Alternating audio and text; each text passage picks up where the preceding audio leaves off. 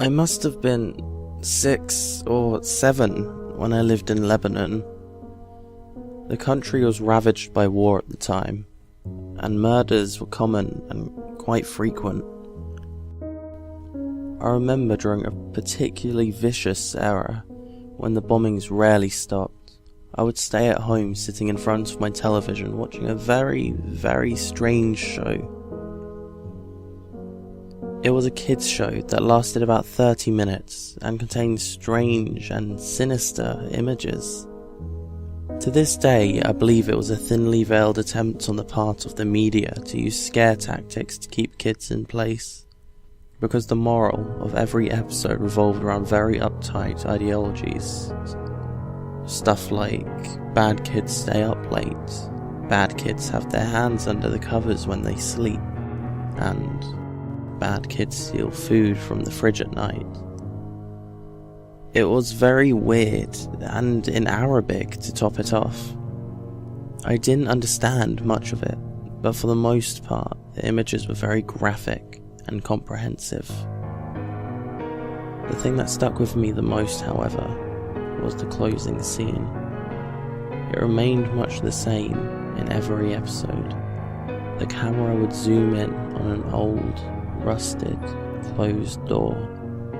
As it got closer to the door, strange and sometimes even agonizing screams would become more audible.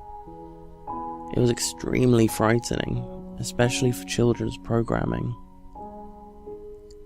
Then a text would appear on the screen in Arabic, reading, "That's where bad kids go." Eventually, both the image and the sound would fade out, and that would be the end of the episode. About 15 or 16 years later, I became a journalistic photographer. That show had been in my mind all my life, popping up in my thoughts sporadically. Eventually, I'd had enough and decided to do some research. I finally managed to uncover the location of the studio where much of that channel's programming had been recorded.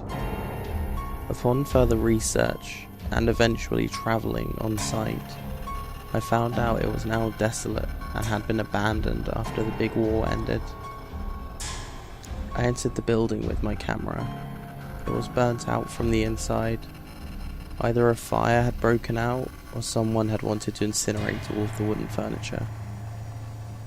After a few hours of cautiously making my way into the studio and snapping pictures, I found an isolated, out-of-the-way room.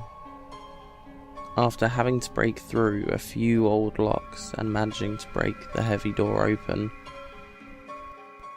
I remained frozen in the doorway for several long minutes.